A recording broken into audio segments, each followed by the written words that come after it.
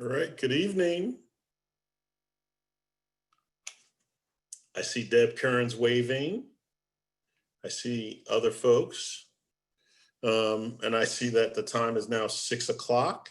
And I would just like to say hello. I'm Jonathan Brice, your school superintendent. And I see Deb Kearns, our principal. And I am looking for our PTO president.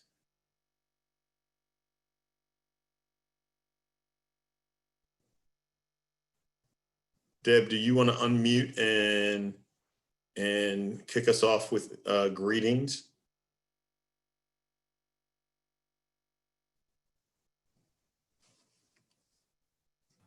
Oh, there we go. Can you hear me now? Good evening. Welcome to our first town hall meeting with Dr. Brice. First of many, I hope. I welcome many family members. Many parents. No, I'm not. Nope, I can hear Deb. Yeah, I'm not muted. Can you hear me now? I can hear you, Deb. Okay. Welcome, everyone, to our town hall meeting. Dr. Brice has graciously joined us this evening to answer any of our questions regarding reopening. We hope in a few weeks. And I know we have our Colt Andrews parent group. We should have Elizabeth. I thought I saw Marin there. I don't see everyone else. Is Elizabeth here? No? Okay, I guess not. I thought she was here. Okay, not here. Anyway. Oh, there she is. Hi, Elizabeth. I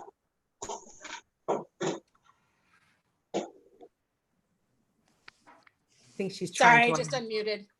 Hi, dear. Welcome. How are you doing?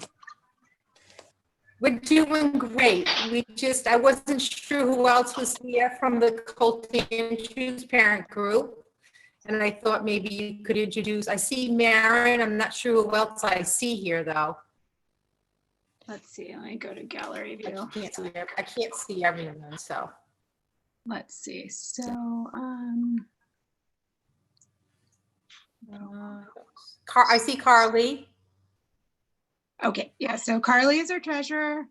Carly Piece of Sale. Is Liz here? I didn't see Liz. Okay. Liz will probably join. Then Marin. She's here. Yep. Okay. And is Martha on? Don't see Martha, don't see Karen. Okay. Karen actually isn't a board member anymore. Let's see. Okay.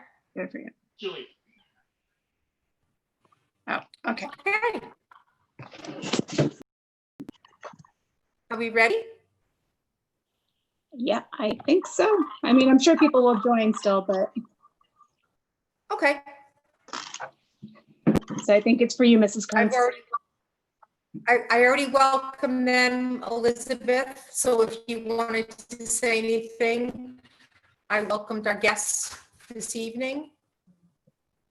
Oh, okay. Yeah, well, I think it was up to you. So, yeah, I'm Elizabeth O'Shea. So those of you that don't know me, co-president of the Colt Andrews parent group, I just wanted to mention maybe before we do this that we'd like to have a meeting sometime this month and be organizing it, and maybe hopefully Mrs. Kearns can send out the email to people. We need to hold elections and maybe get a few things taken care of, but just been waiting on some of the loose ends. Because obviously what we are doing is far less important than what the district is doing. So yeah, so thank you for sending in your questions, and look forward to tonight's meeting. So who's going to read the question? Dr. Brice, are you reading So the question? we have a pretty good format. So what we're gonna do is I'll open up with some introductory comments and greetings. And then usually I have part of my leadership team with me. So tonight I've got Tina Fogel, our chief operating officer. And we usually alternate questions, and then we open the floor up and we take questions, live questions from the audience, and then we close out by taking any comments that people have emailed to Tina at tina.fogel@bwrsd.org, so that if there are any questions, if you're watching on YouTube, you'll email it to her and then she'll ask those right at the end. So if everybody's okay with that, then we'll get started.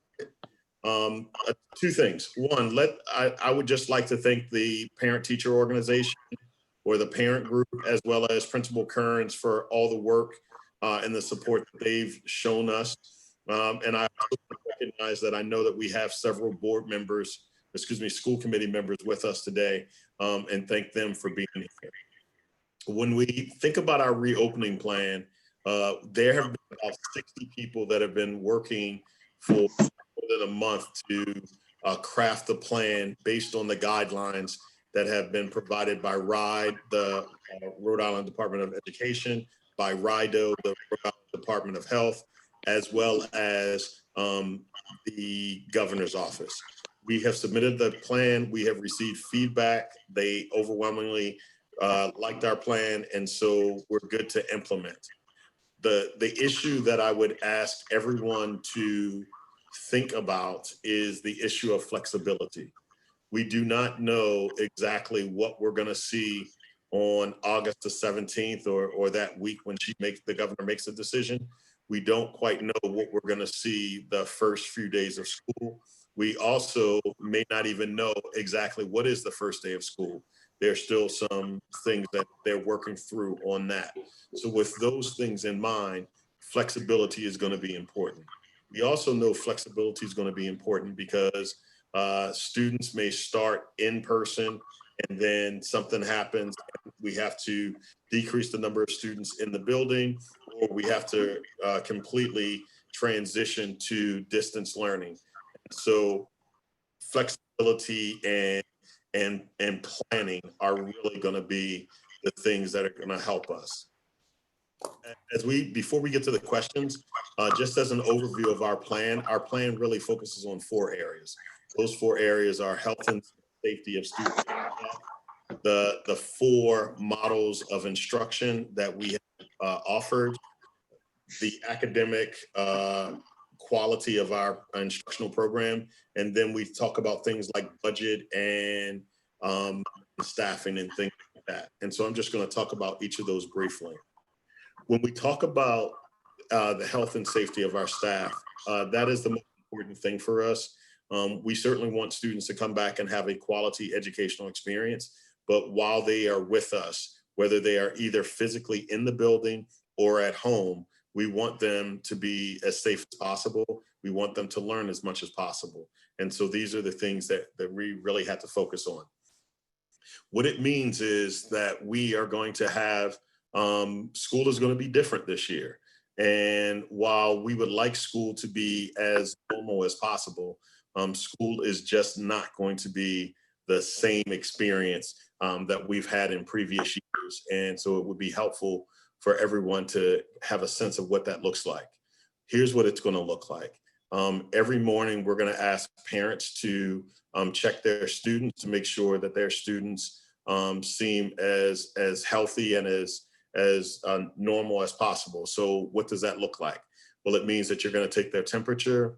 It means that you're going to check them for the signs and symptoms that have been identified by the CDC and RIDO, the Rhode Island Department of Health.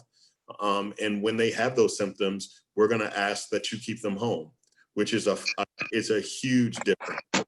In the past, we've always said, you know what, it's really important for students to have, really good attendance, if not perfect attendance. So send those kids every single day. And often our parents did that. They would provide the students with a little cough syrup, some cough drops and some tissues, and off they went. We're asking that this year that not be the case. That instead what happens is that our parents, when our students are exhibiting any of those symptoms, they keep them home. And so when they are home, it is important that they be able to participate in learning. And we have a process for that that we'll talk about when we get to the models of instruction. So once the parent has checked their child out, they will complete either an online through the parent portal or a paper form. Their child will go to the bus stop, or the parent will drop them off at school, or carpool, or the student will walk or ride the bus, however they get to school. And when they get to school, that paperwork or the computer will be checked to make sure that that student has completed the student attestation form, which is required every morning. Staff have to do the same thing before they enter the building. And we're doing that because that is one of the easiest ways to make sure that everyone is reasonably healthy. What we also know is that, and RIDE has required, is that we set up an isolation room. So any student that arrives that has not completed that attestation form, if a student shows up at the bus stop, hasn't completed that form, we're going to have extra helpers on the bus that will, call that family to try to get information to make sure that the student is well enough to attend school. If they can't reach them, the student will get on the bus. Of course, everyone will wear a mask. They will sit in one of the front seats, and they will, as soon as we get to school, they will be taken off the bus, placed in isolation until the nurse and the nurse tech, and I see Julie with us, can check them out and contact the parents. And so that's really what the morning looks like. When they get to school, they will enter the building, they will go to their class, they will be in their classrooms, they will still have their mask on, and they will sit in their assigned seats, which will be 6 feet apart from other students. They will work throughout the day. I have asked the principals to build into the day opportunities for students to get outside, get far apart, and have a break, get some fresh air. And so we're really working on that. We are also establishing at least one outside classroom at every school. We have secured tents. We have rented tents for several months so that we can have these outside classrooms, so that we know that students and teachers will be able to utilize them with their students outside. Our tech department is arranging to wire those tents with Wi-Fi so that students will be able to use their Chromebooks when they're outside. All students in the district will receive a Chromebook this year, and that is because we need them to, whether they're in the first grade or whether they're in the fourth grade, we need them to be able to very quickly and flexibly work from home if they are sick or if the parent has chosen for distance learning to be an option. Throughout the school day, we will work to make sure that students wash their hands multiple times, 3 or 4 times per day, before snack, after snack, before lunch, after lunch, when they come back from recess, all of those times. And in addition, we'll have hand sanitizer that will be posted in every classroom at the entrances to the building, so that people can maintain a level of hygiene. The buildings will also be cleaned multiple times throughout the day. We are shifting custodians from afternoon shift to day shift to make sure that we're able to clean lavatories and high touch areas throughout the day, while at the same time, we are working to add additional temporary staff in the evening to do some deeper cleaning and additional sanitizing of the school buildings. The next phase, or the next place we have to talk about, is our models of instruction. At the elementary level, it's actually pretty simple. So the RIDE, the Department of Education, and the governor really wanted all elementary schools to come back full in person, and that's really what they pressed for. The only reason why we will be able to accomplish anything close to that is because we've also offered parents the option of distance learning for their children. So because parents have that option, we know that there will be some number of students at the elementary grades that will not physically be with us in person. to what extent that number is, we are confirming, but right now I can tell you that it appears to be about 25% of the student population across K-12 who the parents have said they want their students to operate from a full distance learning mode. And so what that means is it would reduce the number of students that are in the building. And that's good because when Diane Santa and I, along with our facilities department, walked several buildings, including Colt Andrews, what we found was that we would certainly have to remove furniture. We would have to have teachers remove some of their personal items, and that we could put approximately 18 to 20 student desks 6 feet apart within the classroom. It is still tight. And, you know, we continue to think through ways that we can remove additional items from classrooms so that it can operate. If the governor decides that, and the commissioner of education decide that they don't want a full elementary in person, and it is important to note that if the governor says she wants a full return for students in Bristol Warren will not include all middle school and high school students returning to school at the same time. With the social distancing guidelines requiring 6 feet of space, we just could not do that. And so we came up with a hybrid model at the middle school and at the high school. But at the elementary school, the only reason why we will be able to do it is because we have parents that have selected for their students to have distance learning as an option at the elementary level, which will help to decrease and take our classrooms from 24 down to 18 or 19 per student. And that's what we're looking at. If the governor requests a partial return, that really would not impact elementary schools. The only impact on elementary schools would be if the governor implemented a limited. A limited may require that we actually have 1 day per week where each grade would attend school.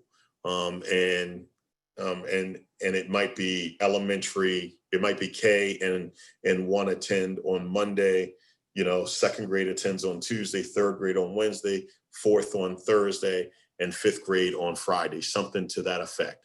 And so that is what we would do in a limited schedule.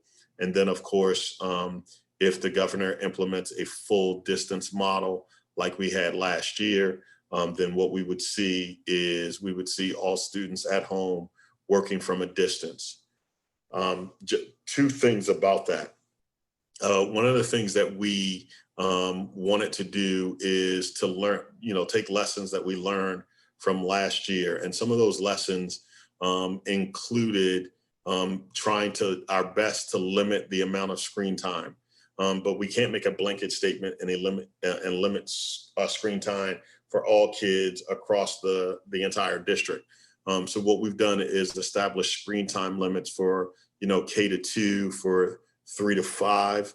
And so you should expect that students will not be, even if you choose a distance learning option, there will be multiple times throughout the day where students will be expected to complete work in their workbooks, having opportunities for reading, either with their colleagues or with others. But you should not expect that the students are going to stare at the screen for 6.5 hours a day. We just actually did not believe that that was in the best interest of student growth. And so we're still working through that, but that is one of the stakes in the ground that we've put in place. In terms of our academic program, when we started distance learning and Rhode Island started, and Rhode Island really has done an exceptional job. And not only has Rhode Island done an exceptional job, I think Bristol Warren has been at the forefront of really having a strong distance learning program. What we know is that distance learning has worked well for many students. And I say many students, but not all students. And so we need to ensure that whatever we put in place works for as many students as possible, and that for the students that it doesn't work for, that we are providing additional support. Along with that additional support, we know that we want to focus on our core academics, English language arts, mathematics, social studies, and science. But we also recognize the importance of having well-rounded children. Part of the way that you have well-rounded children is that you increase things like the focus on health and wellness, such as physical education and science, music, and other things like that. We fully expect that those things will continue, but they may look different. And they may look different because they have no choice but to look different. We certainly can't have, even if all students are in the building, can't have students in a room singing together, whether they have masks on or not. That just would not be prudent. It would not follow the health department guidelines. And that is something that we would not do. And so we just want to make sure that we have a full range, both core academics as well as what we call co-curricular academics, because we recognize how important they are. They are going to look different. PE will look different next year, whether you are in person or whether you are at home. It may not be as taxing, as physically demanding as it has been, because students are going to have masks on. They're going to have to be outside, possibly pretty far apart. And then at that time, they may be able to remove their mask. But certainly the range of physical exertion that may have been present previously will not be present moving forward. And then lastly, we talk about things like budget and staffing.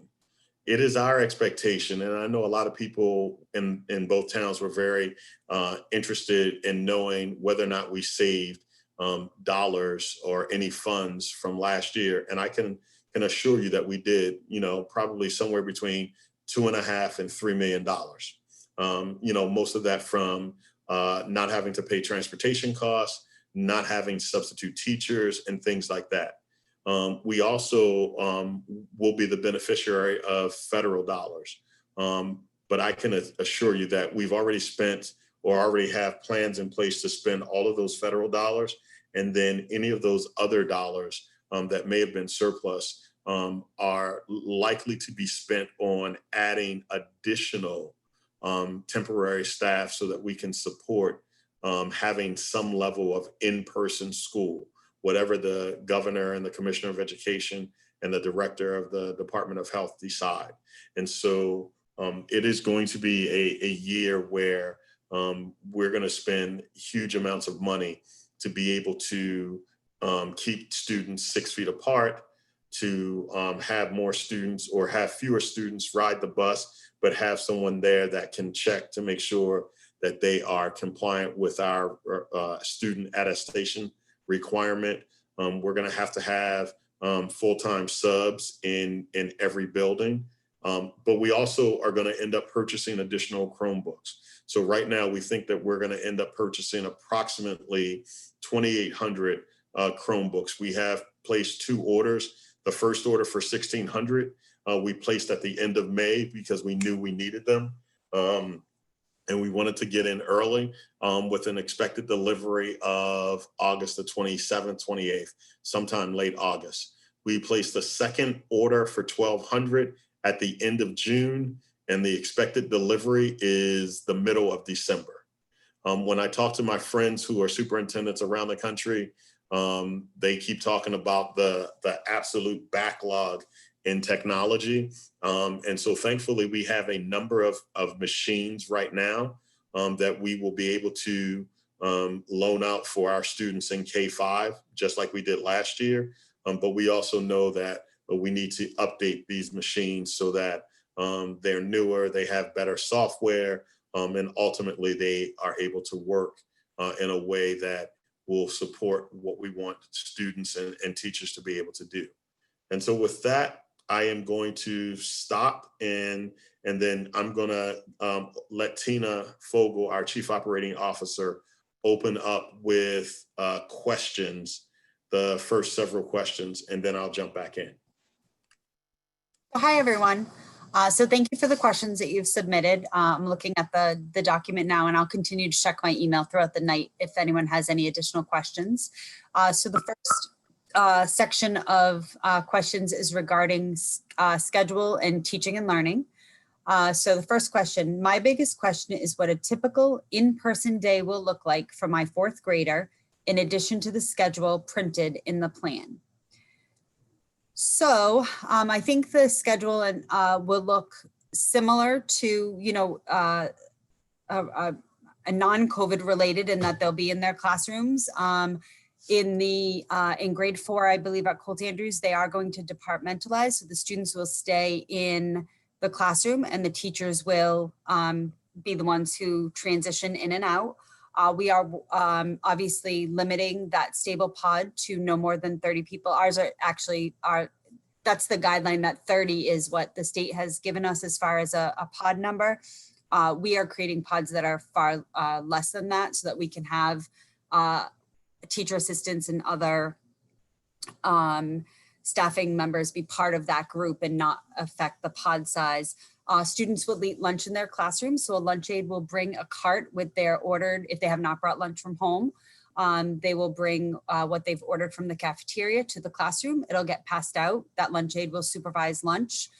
When lunch is over, then, you know, they'll collect the refuge and get rid of it so it's not in the classroom. And then the students will go out to recess. Recess will obviously look different in that students need to stay at least 14 feet apart. The pods need to stay at least 14 feet apart. So I think that there'll be, you know, different, this time you're on the blacktop, this time you're here. And that obviously Principal Kearns will set that up with the teachers as far as what equipment the students are utilizing. Additionally, we believe that at recess that we're working on with the PTOs and as well as with district funds, making sure that classrooms have their own personal equipment to go play outside. So there's not sharing of equipment between students.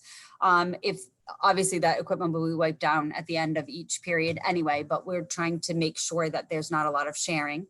And there'll be frequent bathroom breaks that are scheduled throughout the day, as well as a number of opportunities for hand washing.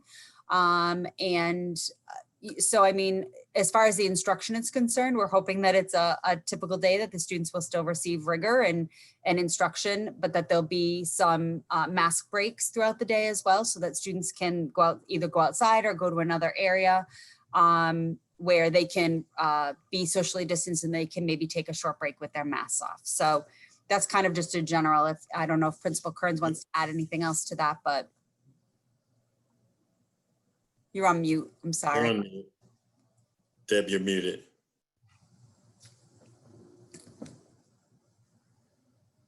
Yes, we are adhering to the 330 minutes, and I think we have a good schedule in place for all our grades. But fourth being departmentalized, I think you explained it perfectly. Thank you. Thank you. Yeah, I mean, I think the other thing I would mention, so as Deb said, we are adhering. We built our plan based on 330 minutes, but one of the things that I don't think we're going to be able to do, I continue to be concerned about how quickly we're going to be able to get, 250 students to wash their hands. And so, you know how long it takes your kiddos to wash their hands at home. And imagine you've got 15 of them in 10 classes or 12 classes. And so I do think that we are going to do our best to adhere to the 330 minutes. But certainly with the mask break, with the break for hand washing, I think something is going to have to give. And likely what's going to happen is that there's going to be an increased focus on mathematics and English language arts. And there will be some areas that may not get the same level of class time, just because some of that class time is going to be eaten up as we move students from point A to point B. All right, let me jump in. So that was just question one, right, Tina? Yes, I talked right. a lot. I'm sorry. No, that's okay. So also class lists have been created. Will those lists remain the same no matter what, with all teachers providing distance learning and in-person options based on the choices that parents make? Or will some teachers be distance learning teachers and some in-person teachers? So that's actually a good question. At the elementary level, we actually think you're going to have both. We think that there are going to be teachers. So clearly you're going to have the classroom teacher, Mrs. Jones, who's going to be the first grade teacher. We're going to assign students to that classroom, but we're also going to have students whose parents have chosen for them to distance learn for the first trimester. That would be a separate classroom. Here's where it gets tricky, and people just need to think about what this is going to look like, because we have. So if you are a parent and you select in person, right, which the only option you really had was you can select distance learning. If you don't select anything, we expect that your child is going to be present with us every day. But if your child gets sick for 2 or 3 days, just a normal childhood illness, and is home, your child will have the opportunity using their Chromebook to log into the Google Meet and to see what is taking place, what the teacher is doing in the lessons, and to be able to catch up. So think about, in years past, if your student missed, 2 days because they had, a cough or a cold or something like that, they would typically get their work when they returned. Because of the use of technology, they may be able to do their work while they're home. Even though they are not able to attend school, they may be well enough to work while they're at home. And that's sort of the change in mindset that we have. It would not be required, but it, certainly would be suggested if your student is well enough that they could work from home, that they could log in and do some work from home. And our teachers will have document cameras that are set up that are not showing the classroom. All they're showing is either the assignment book, the worksheet page, or the board, and possibly the teacher. And the teacher is checking in with both students in the building that are in the classroom, as well as students that have logged into the Google Meet. Okay. Number 3, will there definitely be 3 teachers in 4th grade? Will the students have 1 teacher? Hold on, I need to move this over a little bit. All right. Will there definitely be 3 teachers in 4th grade? Will the teachers have 1 teacher or 3? In other words, will the students switch among them for different subjects, or have the teachers move around, or will 1 teacher teach all subjects to their homeroom group of students? So I'm going to let Deb weigh into this, but my understanding is that we were departmentalizing at grades 4 and 5, right? Is that correct, Deb? Thumbs up? Yes, I just went off. Yep. Yes. So, right. So that means that. Explain that. Yep. So however many classes we have. There's 3 classes. Right. So 3 classes right now, but it also depends on the number of parents that have selected for their students to distance learn, because what may end up happening is one of those teachers becomes a distance learning teacher. The other 2, because they're in the 4th grade, departmentalize, and 1 does English language arts and social studies, and 1 does math and science or something like that. Yes. Will the 4th and 5th grades be switching classes, right? So that keeps coming back to the departmentalization, and the answer, I don't know if they'll be switching classes, but they will switch teachers, is what we think is going to happen, right? So that the students stay put, the teachers switch. Right. Will the co-curricular teachers be traveling to classrooms with their materials, or will students travel to them? Yep. Again, teachers will travel to the students. It's the quickest and safest way for us to do it. Will students be using workbooks this year? Yes. And we just talked about, and we have placed an order for them.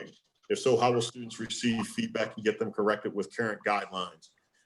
It is clear that the guidelines talk about not sharing papers and, the back and forth. So we do not actually have that level of detail. And I think it is best left to teachers and to figure out how they're going to work through that and give feedback, but we know that they will.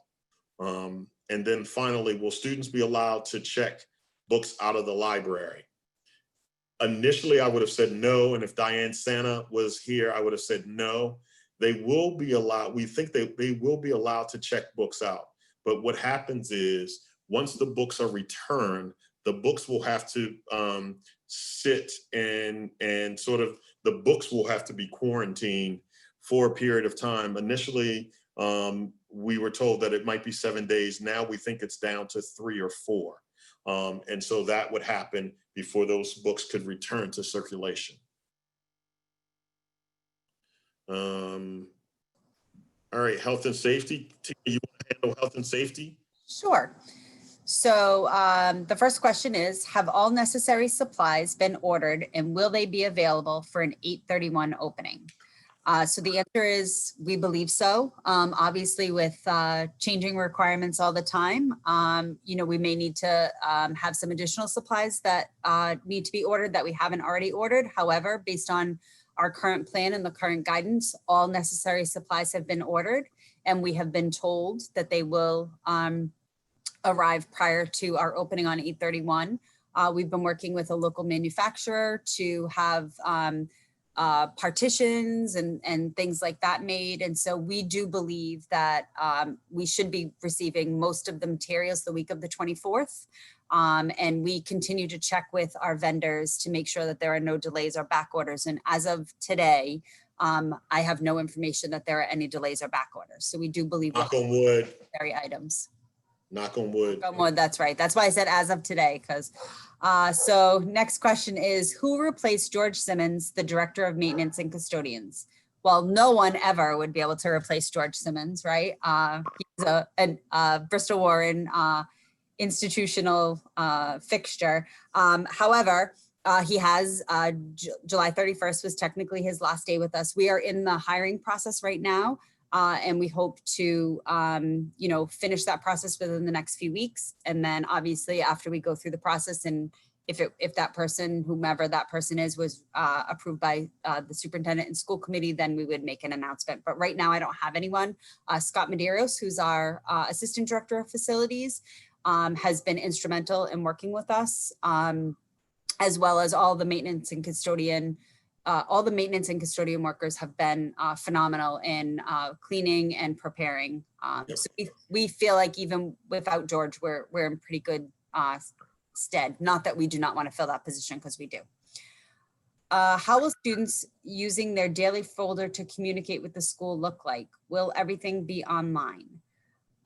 So I would maybe defer to Deb on this a little. My guess is that the folder is I remember when my kids were young and we had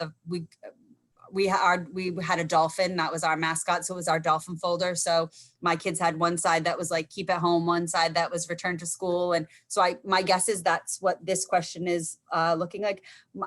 My guess is we probably will not be using folders as that kind, because we're trying to eliminate the use of Papers back and forth, right? We're Yeah. trying to Correct. eliminate that.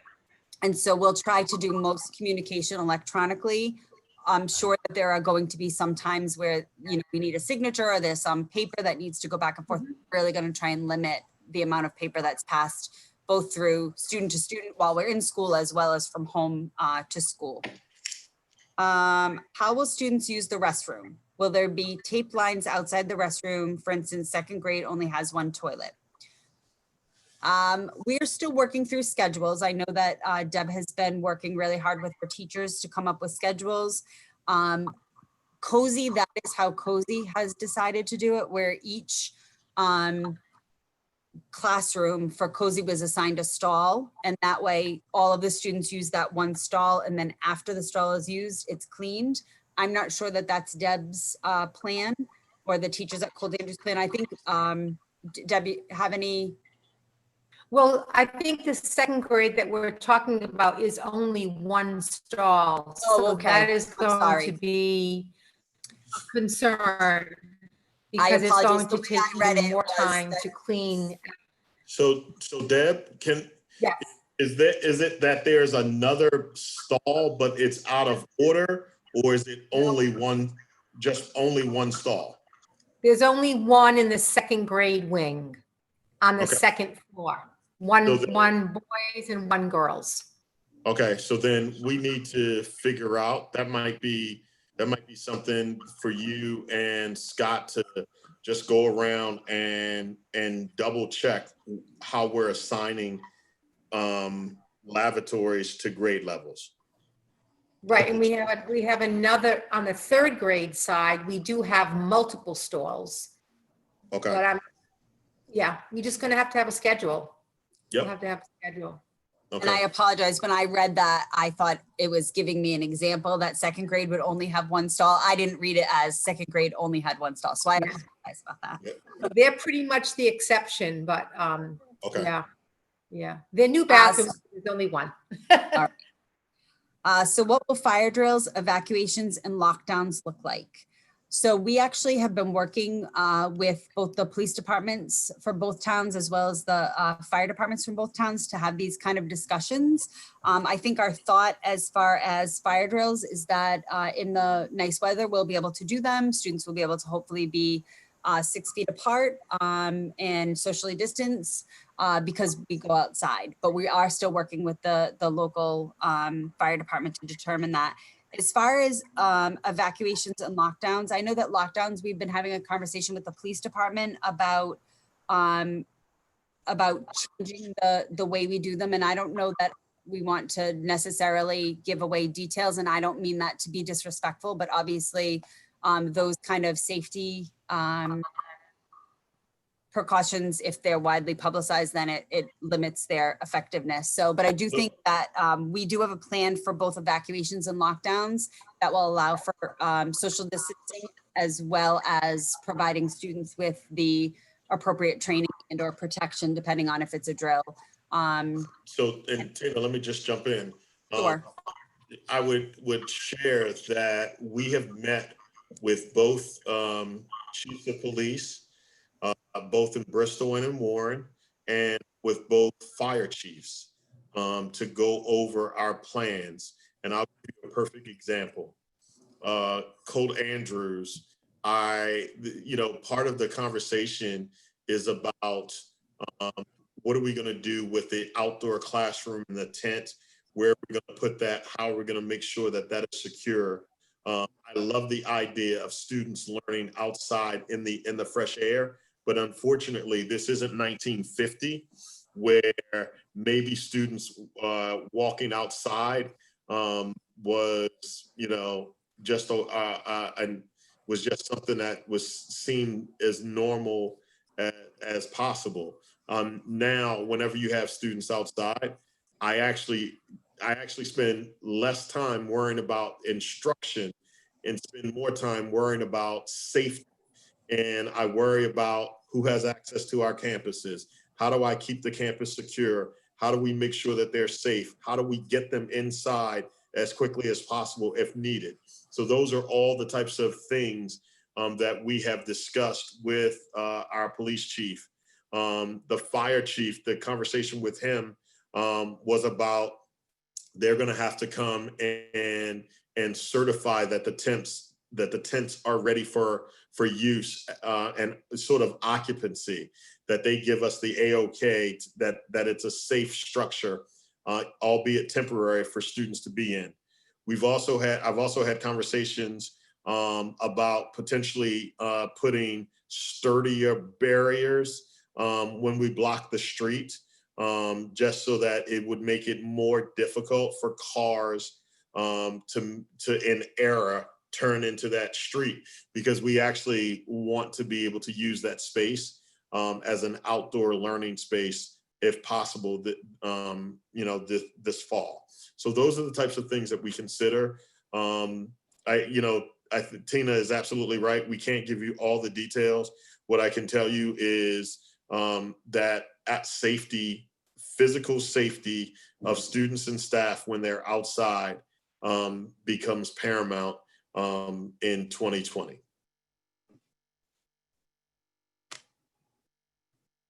All right, what do we have left? Section is general. You want to take it or? Yeah, I'll take it. All right, so what exactly are the teaching and learning fellows that the district is hiring? Great question. So last year, we actually borrowed the idea from Barrington. What Barrington had been doing and what we did last year is we hired some temporary substitutes, and we call them teacher fellows. But here's the difference: these individuals are able to serve either as substitute teachers or as teacher assistants. And why is that important? It is important because the different roles have different responsibilities. And because these people now can do both, we can put them anywhere.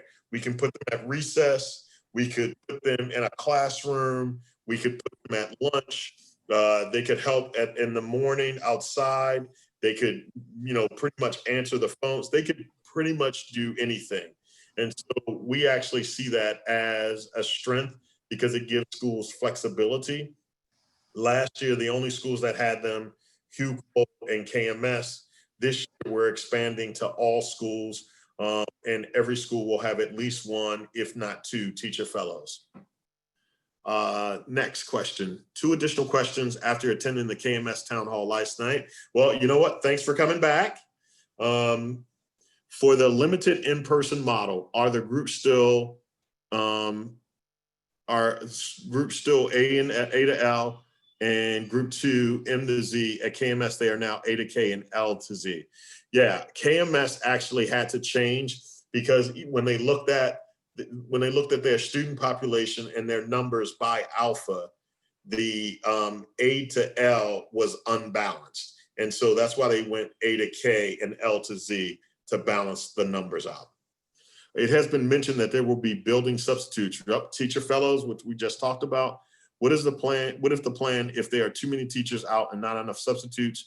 There's been a shortage in the past, and that is likely. Again, many times in the past, classes were split up and joined other classes. Well, we actually have two options. Option number 1 is that just because teachers are out does not mean that teachers may not actually be teaching the class. And so because of the use of technology, it is possible that the teacher could be at home and maybe is just slightly under the weather so that they can't come to school, but they could still work. And if that's the case, then what we would need is somebody in that classroom, like a teacher fellow, that could supervise the students for an extended period of time, because TAs can't really supervise students for longer than about 20 minutes. And the teacher fellows would allow us to do that. We also, and this is the difficulty at elementary. So in the teacher contract, there's something called admin periods. And those admin periods are opportunities where staff doesn't have something assigned, and it is up to building administration to assign them a duty. And so in most cases, you would find when people are out, whoever's next on the list would have that administration duty, and they would have to go and cover a class. At the elementary level, it's a little different. And so we just have to work through that. Do I think we're gonna have an issue where we don't have enough teachers in the building?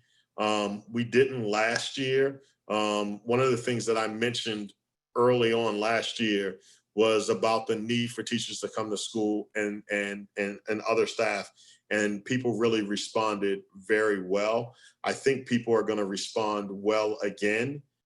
I do, however, recognize the concern, and we're going to have to handle it on a case-by-case basis. The next question: the governor said that she would be looking for communities to have infection rates of less than 100 infections for 100,000 people. When Roger Williams University reopens later this month, they will be testing all of their students. If the prep school at the Naval War College is any indication, greater than 10% positive for COVID when they got to Newport last month. There may be many positive cases amongst our Roger Williams students. These cases could easily raise the Bristol infection rate past the governor's threshold. So absolutely, I think 2 issues. If you have been listening to the governor, if you've been listening to the commissioner of education, when they talk about the metrics, it seems to me when they said yesterday, I guess it was yesterday, that there are only only 3 towns that would not open if they had to open at this point. That should be an indication to everybody that, the go, no-go decision, right? The go, no-go decision is looking like it's going to be a go. So everybody, right? And this is what we talk about with our staff. When the governor makes a decision, when the commissioner and the governor, they make a decision, we're going to have to put our face mask on, put our face shields on, and we're going to be back in business. I just don't think that at this time, I'm getting a sense that we're not going back to school. I'm not the decision maker. I'm not the authority on this, but if what she said yesterday is an indication, it didn't sound like she's saying we're not going to have school in Rhode Island, some level of physical in-person school. Now, having said that, it's one thing to start the school year. It's a complete different issue to get through the school year. And I think getting through the school year is where we're going to need flexibility, because it's not going to be a straight line. You start the school, you open with some level of in-person, and you stay there. I don't think that we're going to stay there. I think we're going to be all over the map depending on what happens. And that's why it's important to have flexibility. But coming back to this, I don't know if they're going to count Roger Williams as raising and those students raising the infection rate for our town. I just don't know if that's going to be part of their consideration. So those are all the questions we have that were sent in. And So I have a number of emails of questions that I can read. Yeah, go ahead. So the first one is, will special ed compensatory services be offered outside of school hours once we return to school? I think the best thing to do would be to try to offer, in special ed lingo, they call it comp services, to offer them in school. It's hard enough to do all of the hours when you have to try to find time outside of school. So I think where possible, you're going to try to make up those hours during the school day. And so what it may mean is that is a student missing a co-curricular to make up a comp hour or a compensatory services, I think that's what we strive to do more than keeping a student after school, because then you get into the issue of, is the staff available? Oftentimes the staff is not available because it would require the staff to actually work after hours, which is a violation of their contract. How is the student going to get home? Does the parent have transportation? All of those things come into play. And so comp services, we want to provide them during the school day. The next question is, it was stated on the Zoom 2 weeks ago that special education services will likely be virtual in the back of the classroom if we are full in building to help maintain stable pods. How will this allow the student to actively participate in their services without disrupting the learning environment for the existing pod? I think two things. Number one, that was 2 weeks ago, and that was an early idea. And that would not be for all services, but it would be for some. If you ever visited an elementary classroom, you'll notice that oftentimes students have stations. And this is the image that's sort of etched into my mind. That whenever I walk into one of my elementary classrooms, what I typically see is a classroom teacher working at a half moon desk or a half circle desk with 5 kiddos in front of her. And then when you look around the room, you see some kids over on the comfy chairs reading a book or working on some, computer software, working with math or English language arts. And you see other kids at their desk that are working on assignments. So the idea that multiple students are working on multiple activities is not something that is foreign to elementary classrooms. And so from that perspective, I don't think it's going to be a disruption. What we have to clarify are which services are best delivered in a virtual environment to not, upset the stable groups. Last year, we think we had a really good experience with speech language pathologists providing services. And so there may be some services that are better able to be provided through a distance learning environment than others. So the next question is, who will be teaching distance learning? Teachers from Colt Andrews. So we don't know yet. We're currently, just as we're having families sign up for their children to determine whether or not they want to distance learn, we're also talking to our staff and assessing any health conditions and having those kind of conversations. And so we hope to both surveys, and I don't like to call them surveys, but both request forms close on Friday at the close of business. And so we will have a much better idea as to how many students will be going distance learning at the beginning of next week, as well as staff members. I have been confidentially, obviously, talking to staff members who have expressed concerns, and we're continuing to work on that. I just don't have the numbers yet. And so I think it will depend on what those numbers show as to whether or not it will be a Colt Andrews teacher or, for instance, an elementary teacher somewhere else in the district. So can I tell you what I think we're going to have? I think we're going to have both. I think when we look at our numbers and then we look at our numbers by school, the early draft that we worked through, and the person that worked, this was Diane and myself, we have shared it with principals, is that if the numbers hold, if the parents confirm their distance learning option, that throughout the district, there are going to be grade levels where we're going to be able to pull out a teacher because the number of students is going to fall significantly. We will then put that teacher, not the individual, but the position will get placed in sort of like in a holding pattern. And what Tina's going to do is match the teachers that have told us that they have, and it's not just told us, they actually have to go through a pretty rigorous process to verify with their doctor, talking to HR, which Tina runs, that they are currently experiencing or undergoing treatment for a very significant health issue that would make it dangerous for them to return to school. So it could be you live with your elderly mom. That doesn't rise to the level, although many of us think maybe it should, but that's not what the state is telling us.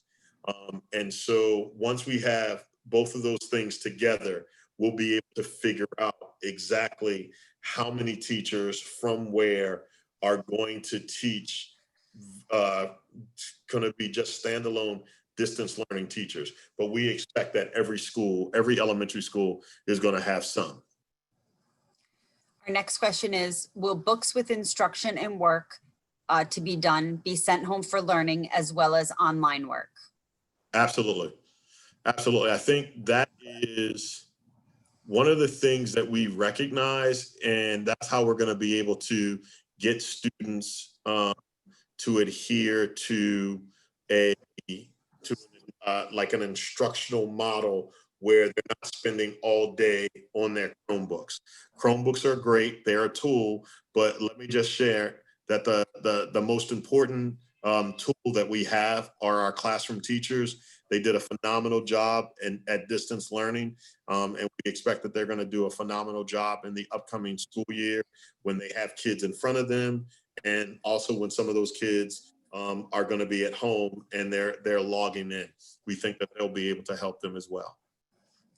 Our next question is, where will outdoor tent classrooms be located? So at Colt Andrews, we believe that we are putting the tent behind, what's the building with the library? What building is that? Is that the Andrews building? Is that the Colt building? Colt. Yeah, so we think it's gonna be up top at the Colt building. And because it's gotta be close enough that we can run electric and Wi-Fi to the tent. So that's where we think it's gonna be.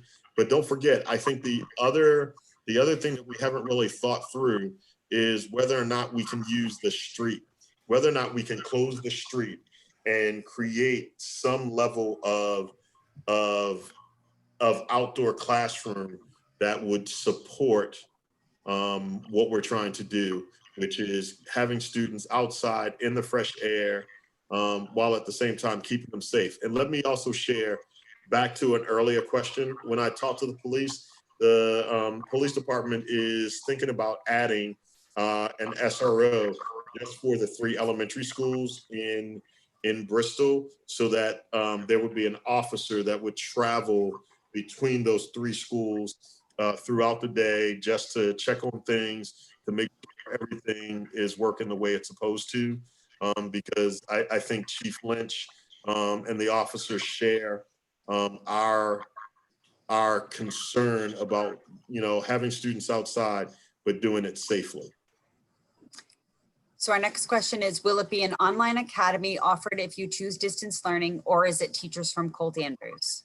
Well, I can guarantee you it's not going to be the first thing. So we're not using Khan Academy. We're not using something else, right? We believe in our teachers. We believe in our curriculum. So it's going to be our team. Do I know for a fact that it's going to be a teacher from Colt Andrews? And it's not really an assumption. I believe that we're going to have enough that at least 1 or 2 of the distance learning teachers at the elementary grades in BWRSD will be from Colt Andrews. But I assume that we're also going to have a teacher or 2 from Rockwell, a teacher or 2 from Gutierrez, and a teacher or 2 from Hugh Cole. And what's going to happen is they are going to have responsibility for all students throughout the district. Because I just think that that's what the numbers will require. So the next question is, for full in-person, how many students would be in each class, for example, in grade 4? Yeah, we've set it at 18 to 20 for full in-person. And the only reason we're going to be able to accomplish that is because we've got parents that have opted for distance learning for their students. Will teachers have completely empty rooms? Example, no decorations, no rugs, etc. Pretty much.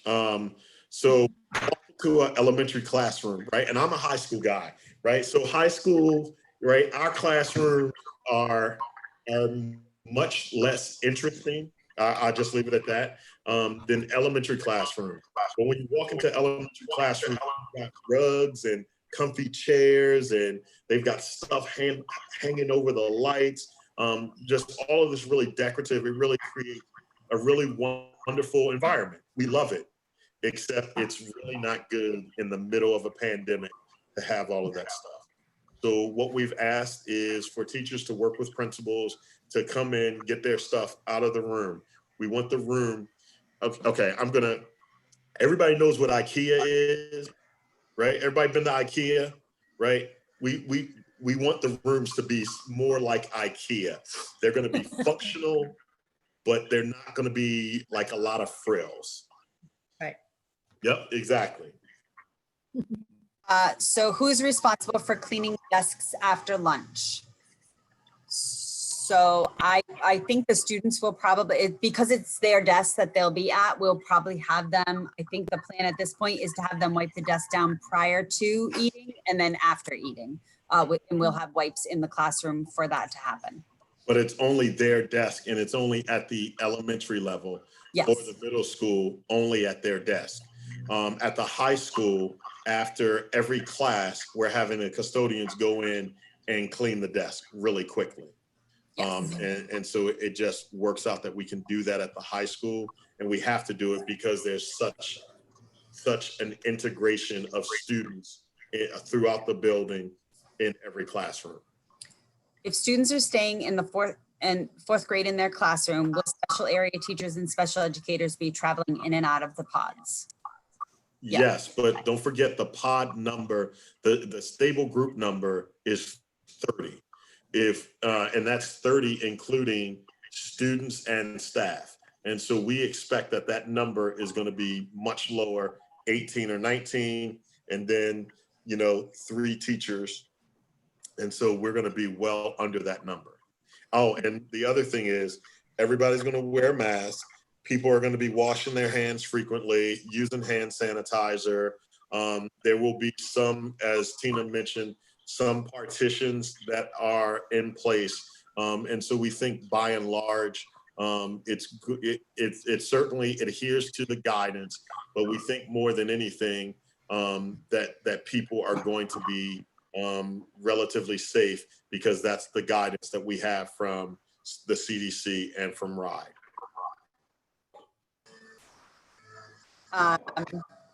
How will the reading specialist service kids in 2 grade levels? So I actually think that the issue for the reading specialists is that they're still going to meet with students, but we would expect that they may actually meet with students in larger areas, and they may have to also do some of it virtually, much like special education, and they will work through that process. Next question. I'm hoping to hear much more robust details about distance learning plans. About what plans? Distance learning plans, I'm sorry. Has the issue of elementary students' ability to work more independently been addressed? Should we expect improvements with that this year, i.e. more teacher/student interaction? And should schools actually open, does BWRSD think they will have enough staff to work inside the schools? So I'm going to answer the second question first. I absolutely believe we're going to have enough staff to work inside schools. Yes. And then in terms of distance learning, one of the things that you recognize through distance learning is that, and I said it earlier, distance learning works for some students much better than it works for others. And one of those student populations that we recognize distance learning is a challenge for is our itty bitty kids, right? So our little kiddos. Distance learning only works for them when they have an adult who's there to help them. And so the idea or the expectation that a parent would choose distance learning for a kindergartner or a first grader and expect them to do it all on their own, let me just share, that wouldn't be a good choice for the student, right? If a parent makes that decision, they also need to build in, who's going to be home with them to help them with their studies during the day. Because if they don't, they're not that independent and self-directed at that age to be able to do it by themselves. And so that's one of the things that we heard loud and clear. And so we just want to be upfront with everybody. We recognize that there are health considerations, but if you're going to make that choice, then what you're going to also need to do is you're going to also need to have someone that can be there with the student to help them. But it actually makes sense because if they're that young, you're not going to leave them home by themselves anyway. So the next question, it starts with, I have concerns about outdoor seating. What about allergies? I have concerns about outdoor seating. What about allergies? I think you're concerned about allergies. Yeah. So here's what I would mention. I saw Julie earlier. Yeah, she's here. Right. We know that people have seasonal allergies. I have seasonal allergies. I think that the nurses working with the health department, working with our pediatrician, are gonna make sure that there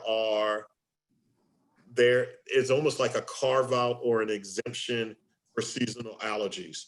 But what we know is that being outdoors is a better environment than being indoors, even when you wear a mask. So we are really focused on having the outdoor learning space, but it may be something that moms and dads want to take, and guardians want to make sure that they talk to their pediatrician to get the student the appropriate medicine, because I can share that students are going to be outside. So what type of, oh my God, I'm sorry. What type of hours will be expected in the distance learning setup? So I think two things. One, we expect students to be at school for the same amount of time that students are regular. So if school starts at, we think 9:15, what is it, 9:15 to 3:30? Those are the hours that we would expect. Yeah. We also know that if you choose distance learning, there may be a time where you've got an appointment or something and you don't see the lesson live. You actually come back and you see the recording of the lesson, and that would be appropriate as well. I think more than anything, I mentioned this yesterday at KMS, distance learning is never going away. So I just, for everybody that's on here, that's like, oh, when is this going to be over? I can assure you that it's never going to go away, because it opens up a range of possibilities for us to provide additional courses for students that previously we would not have had staff to be able to do. And so because of that, we see the opportunity in it. Having said that, we also recognize that in order to do it, it's going to require us to rethink some of the ways that we've always went about opening schools, and how we've always gone about the school schedule. And those are things that we will look into.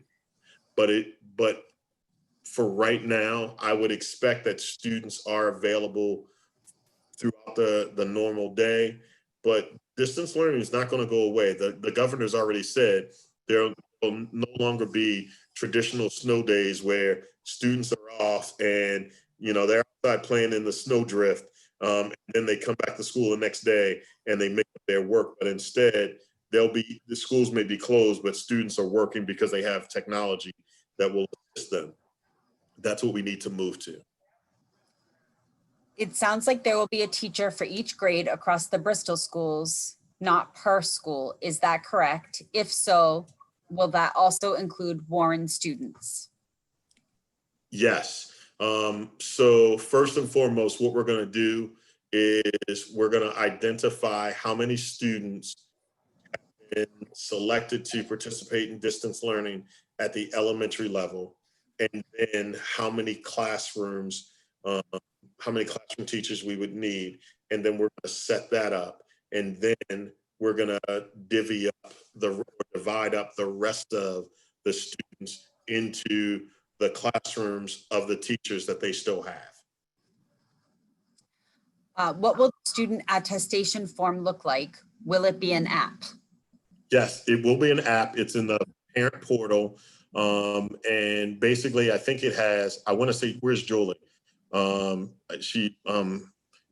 think it has 13. How many questions, Julie, for this, is it like 12 to 13 or something? Okay. All right. So you go ahead, Julie. Can you hear me? We can hear you now.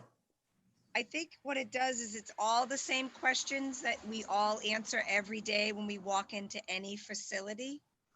So families are gonna be used to the questions. And all of us nurses last night met with all the pediatricians in Rhode Island through a Zoom meeting, and they reassured us that families are all gonna be asked to do that. And if they have any questions or comments, they can contact their school nurse and we can assist them through them. Thank you. Thanks, Julie. So will students have mass breaks built into their day? Yes.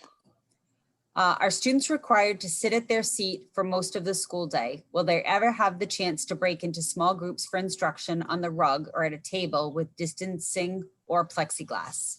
So the rugs are going to go away. They may be able to work in I wouldn't say a small group, I'd say almost like pairs with some level of clearly with plexiglass between them, students wearing masks, but it's not going to be an everyday occurrence. How will students' supplies be handled? Will students have individual supply boxes? And when will we receive the list of when will we receive a list if we provide these items? So we just approved supply list earlier this week. So I know Principal Kearns is going to get that out hopefully by tomorrow, if not early next week. And all the schools are doing that have them. Every school except I think except the high school. And one of the things that we've also talked about is that teachers, if they have enough manipulatives, that they put manipulatives in individual bags for students. And so that becomes your students, 10 blocks or whatever manipulatives are. And so that they are not shared and they are only used by your student. What will arrival and dismissal look like? This is the fun question. All right, so everyone's seen, all right, so if you've flown out of TF Green or Boston Logan, right? And so I went to grad school in Cambridge, so I flew out of Boston Logan all the time. If you have ever seen the TSA lines at Boston Logan, that is not what we want it to look like. And the only way it will not look like that if moms and dads help us and guardians help us by screening students before they get home, so that as soon as they get to the building, that we can very quickly check them in and get them to their classrooms. So that's the first thing. The second thing is that as soon as they arrive, once they walk through the door, they're going to get some hand sanitizer, go to their classrooms. They'll have their mask on. They'll arrive at their desk. And that's what's going to happen. All the schools are going to have multiple entrances. And so, Deb, do you want to talk about how many entrances you're going to have? I've been working, Julie, and I think we'll have 4 entrances at Andrews, and we will probably have 3 at Colt. So at Andrews, we'll have a K entrance, a 1 entrance, a 2 entrance, and a 3 entrance. So we'll have 4 grades. And then at Colt, we'll have a 4 and a 5 with 1 other entrance. Yep. And so it's just important. What will create the bottleneck that we don't want is if students show up and they haven't gone through the attestation form at home. If they've gone through the attestation form, it's really quick. All the kids that get off the bus, if they've all gone through the form, they're going right to class. The students that are dropped off by parents, here's your form, they're going right to class. It's only when we have to spend time checking because a student hasn't gone that it creates the bottleneck that would make arrival problematic. And we'll have to work, that's still a work in progress, yeah. Yeah, I mean, and dismissal, we're gonna be able to dismiss students, but I think the big issue for dismissal is just a staggered release. So students, if you've ever seen the last day of school where all the kids come running out of the doors, we just don't want that. So it's a staggered release, a grade at a time or a classroom at a time to make sure that we are still practicing social distance. And so it's going to take a little bit more time, but not too much more. I don't have any additional email questions right now. Okay. So Someone's hand is raised. Thank you. So do we have hands raised? Let's see. All right, I see some hands. Let's go with Jillian LaFazia. LaFazia. LaFazia. Is it LaFazia? LaFazia. All right. I'm sorry about the announcement. And then that's okay. I teach first grade at Colt Andrews. My question is, for breakfast, when students normally enter the building, they have breakfast, some of them typically. how are we going to be handling that? Because some kids will be eating as they enter and some won't be. So how are we planning to handle that? Yep. So one, we're doing grab and go breakfast and on a cart. And I think it's going to be, I don't want to say it's going to be open to everybody, but it's pretty much going to be open to everybody. Okay. And then the other question is, if with the changing start times of the school day, are kids going to be entering the school at 9:15, or what's the entry time for kids and what's the entry time for teachers with the changes in start times? Yeah, so we actually have created a window.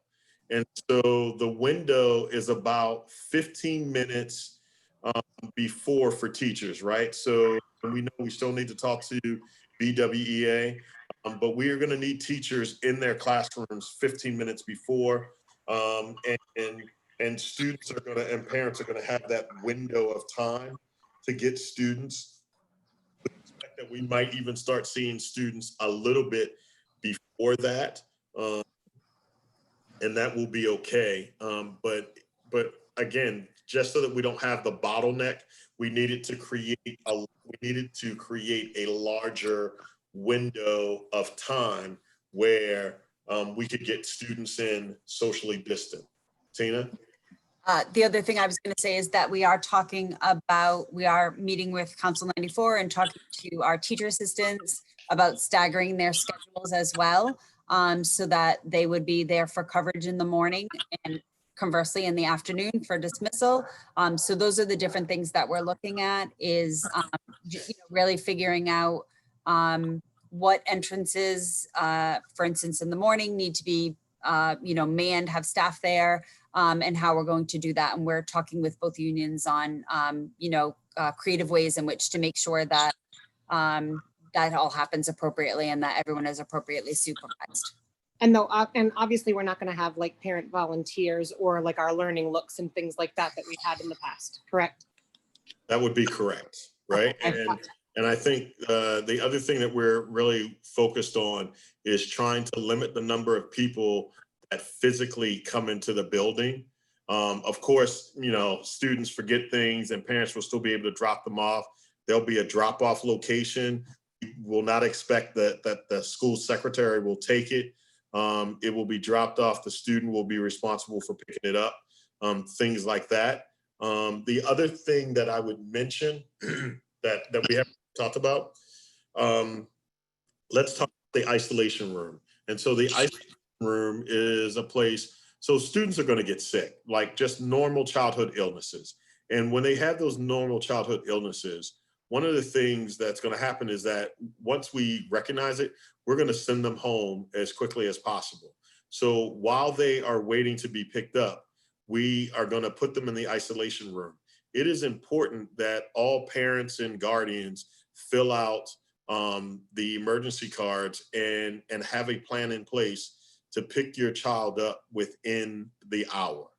And so whether you work in downtown Boston or you work in Providence or Connecticut, you're going to need a plan to have your child picked up as quickly as possible. Because here's the thing, we don't want your child in a room with other children and them potentially commingling and sharing illnesses, right? We want to keep everyone as separate as possible. So we're going to do that. And then what would happen is that we would then be responsible for disinfecting the room before it's used again. So Jillian, hopefully we answered your question. Let's go to Shannon. Shannon Gray. Hi, so I had actually sent in the 2 special ed questions via email, and I just had follow-up questions for both of them. Okay. The first of which is, you mentioned that compensatory services would have to take place during the day, but that would just mean she's missing out on this year's stuff. Yeah, so I mean, it's always difficult. We don't want the student to have to miss their current class, but again, unless we're talking about compensatory services that are as simple as tutoring, where we could do tutoring after school hours. But if the compensatory services are speech language, or if they're, you know, OT or PT, that's going to have to be done during the school day. All right, so that actually leads me to the other special ed question I had asked, where I had asked about the services taking in place in the back of the classroom, because that was mentioned during that Zoom a couple weeks ago. And I just, without being very specific, the extra services like speech, OT, PT, not saying specifically, did not go well during distance learning. So doing it digitally would be rather difficult. I'm just saying.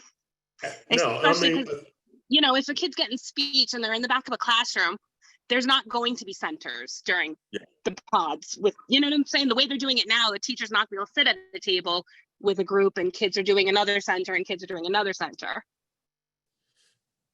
so here's what I would say. I think we accept because you're not the first parent that has said, you know, I think you want to check this. We don't know if it went as well. I think we will continue to look at it. We'll be flexible. Certainly Ed Clark, who's our director of student support services, will be responsive. I will be responsive. So let's do this. Let's look into it. And Shannon, what I'm going to do is I'm going to shoot Ed an email this evening and just have him look into your particular situation so that we can then. Well, I'm just talking in general. I mean, as a teacher, I get that, you know, distance learning was very difficult. So I tried to be understanding. But if it's going to continue into the fall to be a digital service, that's going to be a very large disservice to a large amount of children. Well, so I think as a teacher, you also understand the difficulty of migrating from in-person learning to a distance learning environment in 1 week, right? So absolutely, that's why I was being understanding about the spring. Right? Having said that, it doesn't, just because it worked for some students doesn't mean that it worked for all. And again, we strive to get better every single day. If there are some things that you've seen that you believe would help to improve what we're doing, then I would ask that you would give them to us so that we can take a look at them, figure out if they're feasible. We take good ideas from everybody, right? And certainly we take great ideas from our teachers. So if you're seeing something that you're like, you know what, if we did it this way, it would work out better, let us know, because that's how we collectively get better. Okay. All right. Thank you. Thank you. I see Carly, and then I see Anne Marie, and then Bethany has her hand raised. All right. So let's go Carly, Anne Marie, and then Bethany. Okay. Can you hear me? Yes. Okay. Quick question. A lot of the students usually sit at tables at Colt Andrews. Are those all being replaced with desks?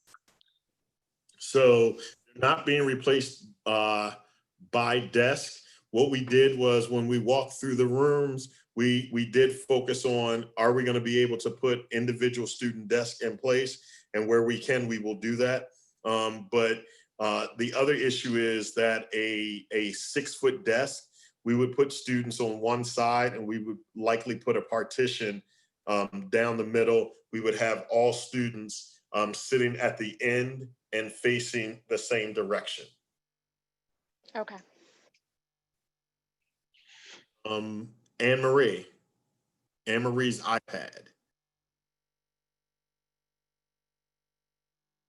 Oh, okay, Anne Marie. Okay, There you go. thank you. welcome. Will there be a cap on the number of students each distance learning teacher will be responsible for? So the cap would actually be the same cap that we would operate in person, right? So at the elementary level, we're talking 24. So we'd cap it at that. Okay, thank you. You're welcome. Bethany?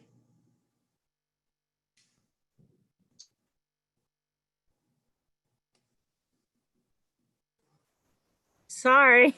No, it's I okay. had trouble unmuting. It's been blessedly a while since I spoke on a Zoom call. Hey. So I was wondering, with regard to the distance learning assignments, and I am very aware that you are anxiously awaiting close of business on Friday, because that's gonna, like, that's a whole personnel piece and student assignment piece. Given the advent of, and I hate the word, but sort of like distance learning student pods, I don't know what to call them, but you know, the reality that there are some parents who are in a work from home situation but need their child to be at a different home, are going to opt to have their child at a different home, but in a smaller group with an at-home parent who can then be more dedicated than they could be, all of the scenarios. How will, or will there be any mechanism to try to gather information, or through whom should parents go to share information about, hey, I've opted for distance learning and I and this other family are combining forces to do so. Can our first graders have the same distance learning cohort teacher assignment? Can our third graders have the same distance learning teacher cohort? Do you see what I'm saying? Yeah. So Yeah. I would think that, I think first and foremost, you want to speak with you want to email the building principal. Okay. The principal will get back to you. I think it is important to understand that what's likely to happen is that standalone distance learning teachers will be assigned to a grade level. So so this one individual will be responsible for the first grade. Another individual will be responsible for second grade and for third grade. That's likely how we're going to do it. Like, that's the plan that I currently have, until someone can convince me that there's a better way to staff it. So having said that, it might not be, so if parents, right? So, and by the way, let me just say this, the idea that parents are going to get together and they're going to say, we've got 7 kids and we don't want, for whatever reason, we don't want to send them back to school.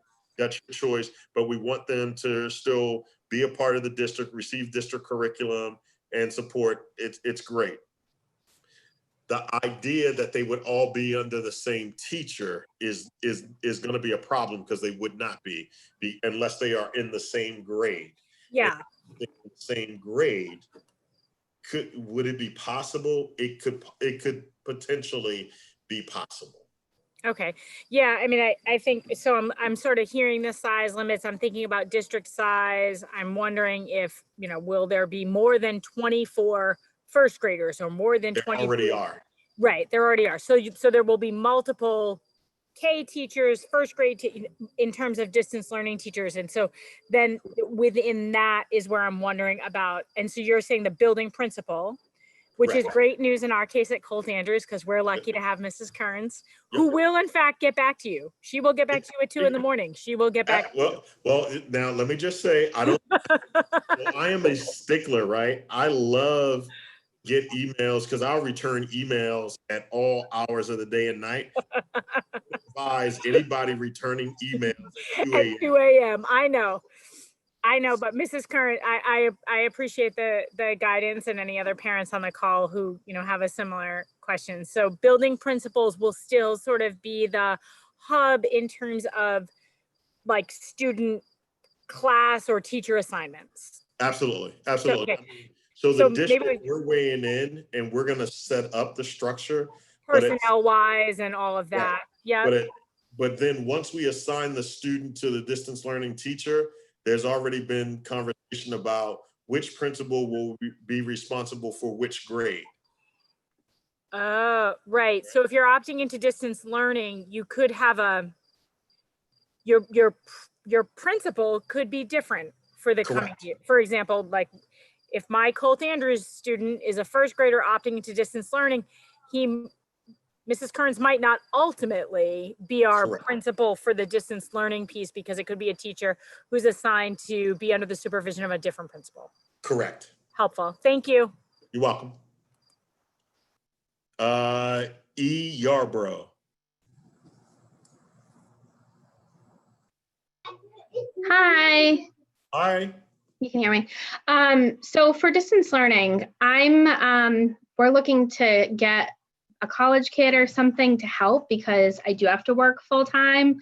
So I'm struggling because it's like I don't have enough information to plan appropriately for how I can make this work, because what happened in the spring was a complete disaster. And my kids are little, they're first and second grade, they have ADHD, both of them.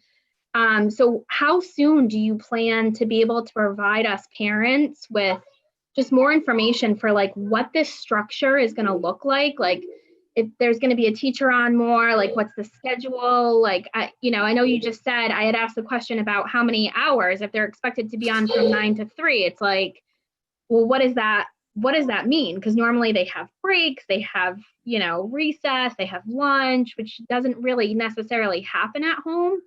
Correct. So I just, yeah, that's my question. So, all right. So I guess let me start with saying, so we've provided a synopsis that gives you the overall frame. We've provided the 62-page plan, which provides details.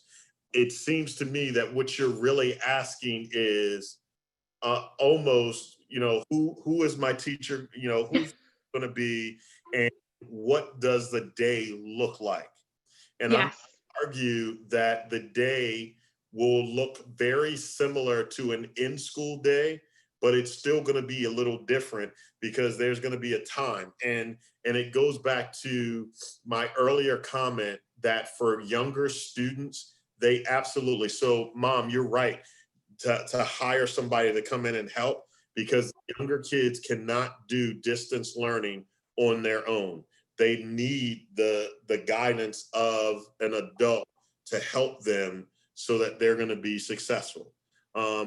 I don't really know what else you're looking for to make a decision, because Well, so like last year, like we knew, like, one kid had Zoom calls every morning at 9, one kid had them once a week, like and so I was able to kind of plan my schedule and plan how we handled it, because I kind of had somewhat of expectations, obviously, once we got started, as to how this was going to work. So I'm trying to figure out, I can't afford to hire somebody for the whole time. Right. So, So you really want to know what makes the most sense. Yeah, you really want to know. I want to know what the schedule looks like specifically on Monday from 9 or from 8:30 until 1, and on Tuesday from 10 until whatever, right? What they're going to have. You actually won't know that until we have matched your student up with the teacher, and the teacher has created their daily schedule. Now, I will say this, a couple of lessons learned that we gained from last year was the importance of teachers building relationships with students. We had teachers, especially at the elementary level, that were having breakfast with kids, right? Just as a way to get everyone situated and, and start the day. And we thought that was really effective. You mentioned, will there be breaks? Yes, there is a snack break, but oftentimes the teacher would leave their camera on and everyone would have their snack at the same time. Lunch will be another break. Recess will be a break. And so you're going to have to plan for all of those things, but we don't know the exact time, and we won't know the exact time until we get the teacher, and we won't get those things until at the earliest the reporting or the parents have to choose by tomorrow. Once they choose, then we're going to build the structure.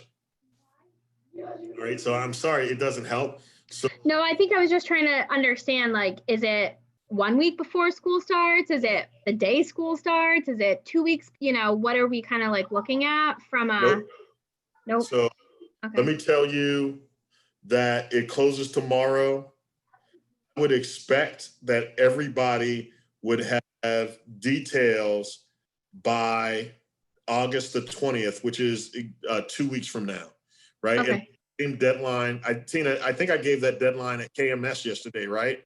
I believe you did, yes. Yeah. So we're setting August the 20th as Okay. that detailed deadline. And you will continue to hear from the district office. You'll hear from principals, but that's when we're gonna, because we will have, the governor will have made a decision by then. We'll know when we're gonna start. We'll know where, like what model of instruction we're gonna start in, and then we're gonna lock everybody in. We're gonna lock everybody in right away. And then when something happens, we're gonna have to be flexible, and we're gonna have to be willing to change and evolve. Yeah. And I just want to say, I don't mean to pressure at all. You guys are doing a tremendous job. This is just, it's hard for everybody, I think. Well, you know what? You are absolutely right. And so we don't feel pressure from our parents. We actually feel pressure to get all of the T's crossed, all of the I's dotted. This is the most unnormal start of school that any of us have ever experienced. And there's a lot of moving pieces, but we're gonna get the moving pieces nailed down as much as possible once people make a decision. And you know what? I had somebody email me today and say, you know what? I just feel like I don't have enough information to make a good decision. What should I do? And my response was, if you do nothing, then here's what you're getting. If you choose distance learning, here's what you get. There's nothing wrong with choosing distance learning and then at the last minute saying, you know what, I'm going to switch. Because if you do that, right, I can slot you into a classroom. But if you don't choose distance learning now, and right before school starts, you want distance learning, that's a tougher workaround for us, because we're going to have to find a classroom, a virtual classroom, and a teacher to add your student to the class roster. Perfect. Super helpful. Thank you. Because that's where I was today all day when I filled out the form. Yep. Thanks, guys. You're welcome. I see Kara Rocha. Hi. Hi. Just a quick question. If choosing distance learning for the first part of the year, and then things changed and we're able to make a new decision, how will those children be placed into classrooms? So it would be really easy. Hopefully this is all over. There's a vaccine, people get the vaccine, there's no danger. And then what we would do is we would just assign all of those teachers, all of those students back to their home school and to a teacher in their school. The difficulty that we're gonna have, and here's what I have been saying. Part of my job is to always think about what's the worst case scenario. Here's the worst case scenario for us. The worst case scenario is that the entire year is not normal. Mm-hmm. Throughout the entire year, we are working through this process of in-person distance learning, and we are just working through that. And so at the end of the first trimester at the elementary level, you'll be able to make another choice. And, you know, part of that will be based on, did it really work for your child? Are you feeling comfortable with what's going on from a health perspective? And we will be able to work through and accommodate you. But for anyone that is thinking that this is just going to be a first trimester, it's all going to be over, I have no belief, I have no faith that this is going to be resolved before the late spring at the earliest. I just don't, right? Okay. 100 million people in the United States would need to get a vaccination. And I don't think there are 300 million people that are willing to get that vaccination once it's ready. And I'm probably one of them. So I'm in complete agreement with you. I was in a different thinking about how the structure would be. So thinking that if for some reason it did happen that they were able to go back, all of the distance learning kiddos would most likely be switching to a different teacher in person, though that's not likely to happen. Yeah, I mean, Okay. it's possible, but it's not guaranteed, only because, sometimes it's almost serendipity.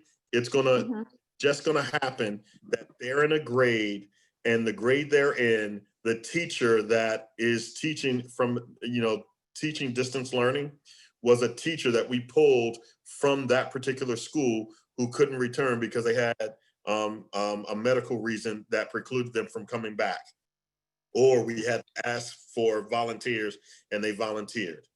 And it would be serendipity that a particular student, let's say in grade 3 at Colt Andrews, had a teacher that was a grade 3 teacher from Colt Andrews. So if we all went back, it would work for them, but it may not work for the 3rd grade student from Gutierrez or the 3rd grade student from Hugh Cole or Rockwell.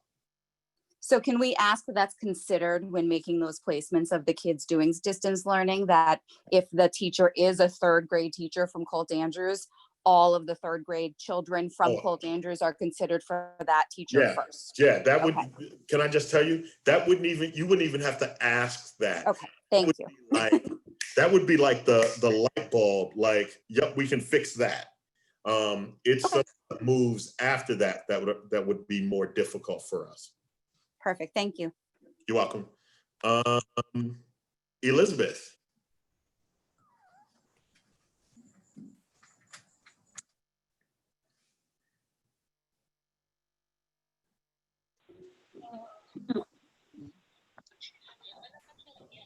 I think you unmuted the wrong person. This is Jillian LaFazia. I was just unmuted. All right, sorry. No problem. I think Randy's working. It's Elizabeth O'Shea.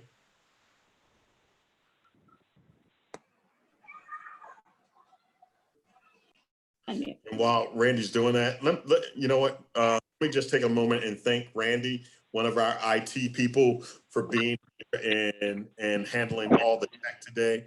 Thank you very much. Great job. All right, I am unmuted.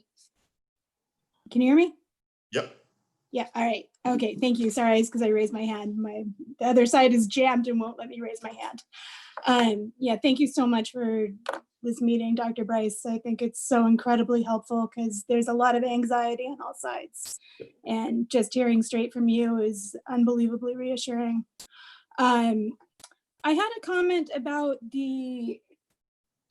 maybe something, I don't know, or might be helpful at least. When the students in the spring had their Google Classroom, I found it really helpful that I could go through and I could see all the missing assignments. I could see what was due that day. Yeah. And if we are in a situation where we're going back and forth in school and out of school, depending on the circumstances, even for snow days, all that, whenever possible, maybe just like a basic skeleton of assignments, if they could remain on Google Classroom, that would be so helpful for parents. And I know it's not maybe that there are Chromebooks hopefully going to be available. I don't know that your plan is to actually let kids that are in school have one, but I don't understand how a snow day would work unless kids had those devices.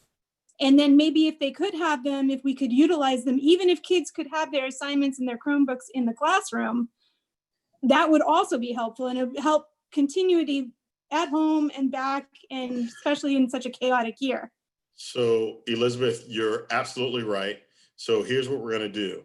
Every student K-12 is going to get a Chromebook, every last one. So the 6 through 12s, they will take theirs back and forth every day. The K through 5 will be assigned a Chromebook. Here's what we're still working through. We're still working through whether or not we have enough carry cases so that we can put them in a case and they can bring them back and forth. The issue, like a snow day, is easy. If there is a chance of inclement weather, then on a day early, we would ask everyone our principals would have teachers have all of his students take their Chromebooks. So they take their Chromebooks home that night. That's the easy part.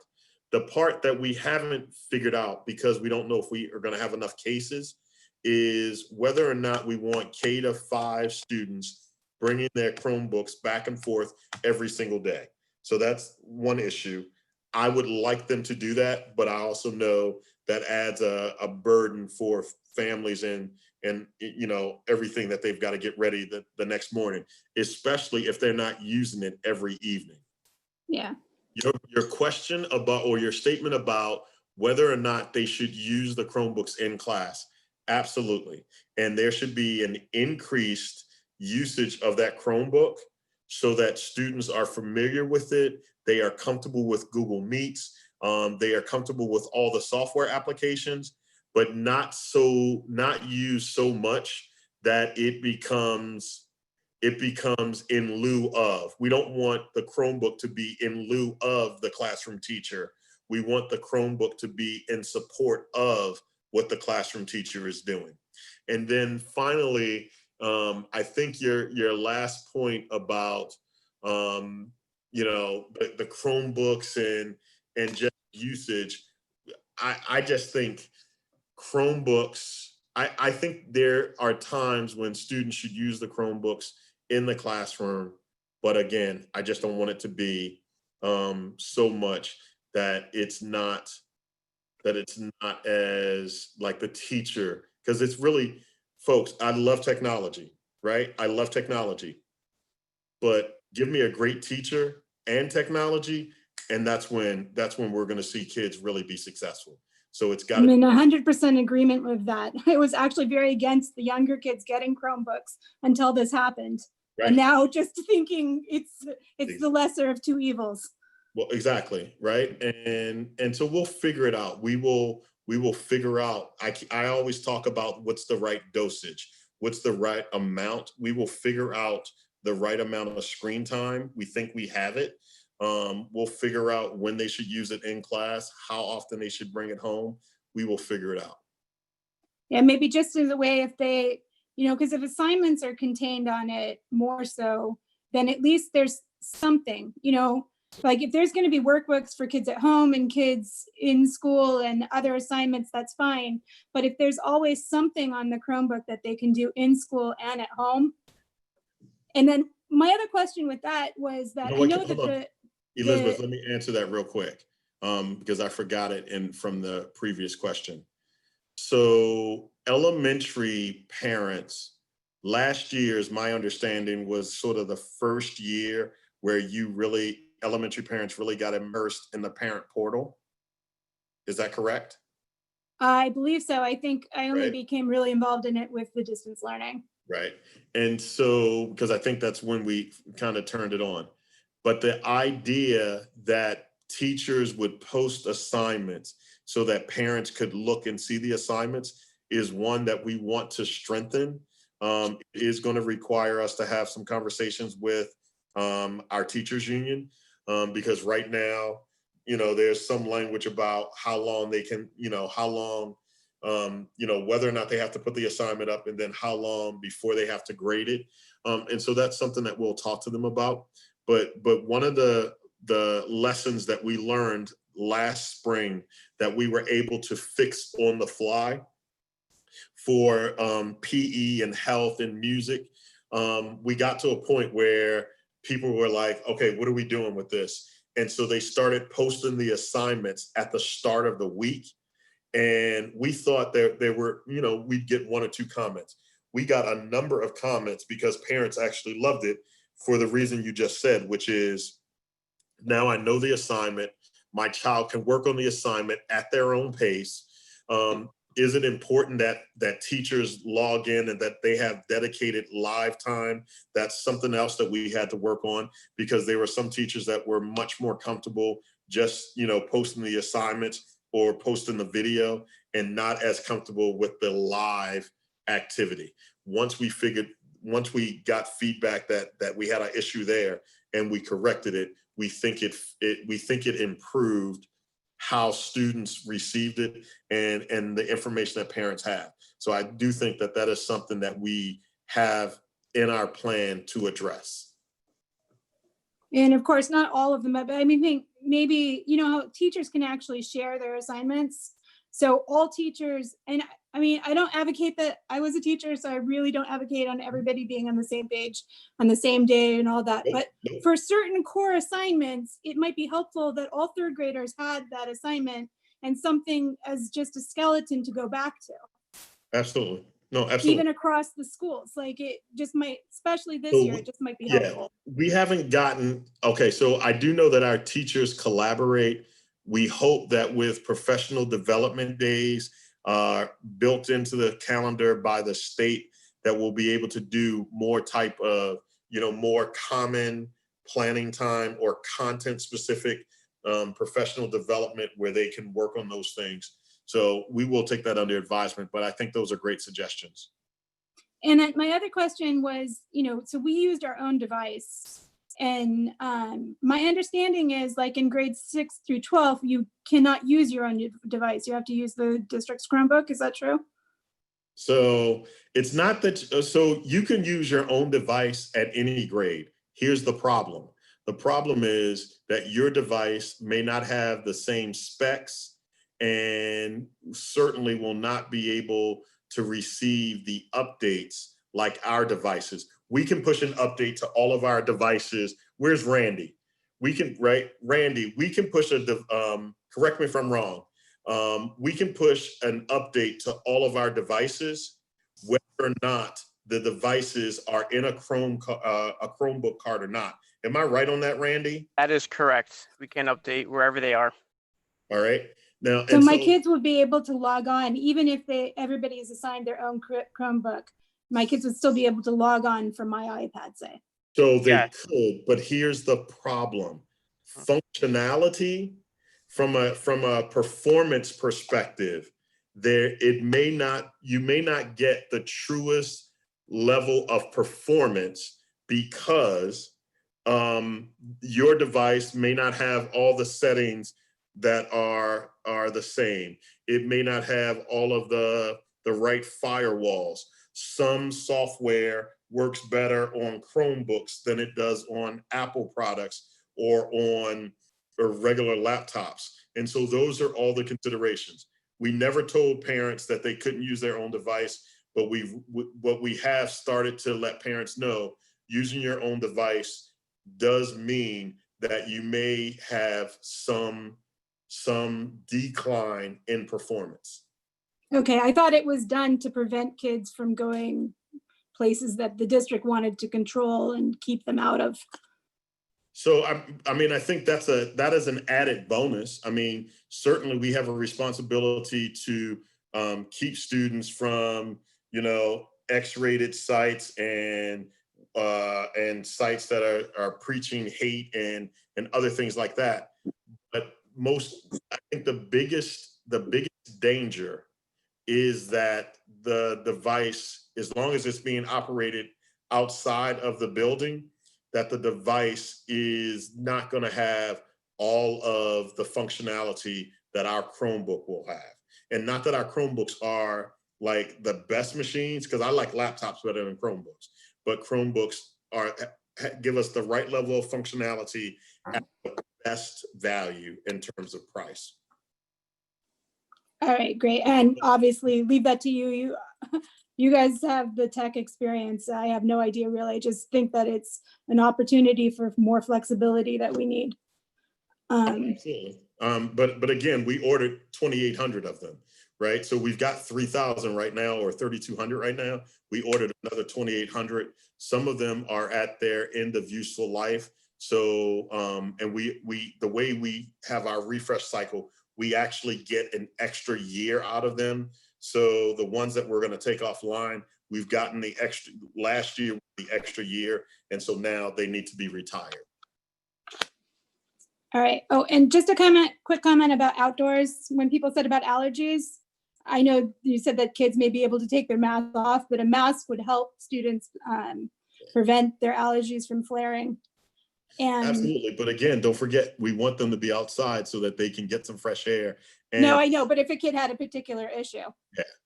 Exactly. Also, on the Colt side, the steps were actually designed as an outdoor classroom. So I just wanted to mention that.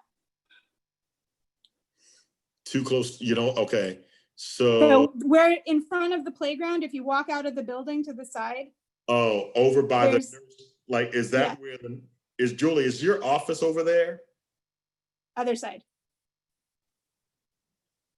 On the marble building side.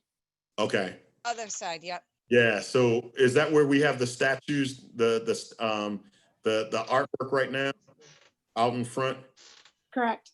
Yeah, so whenever I look at that, I wonder if it's too close to the street for my taste.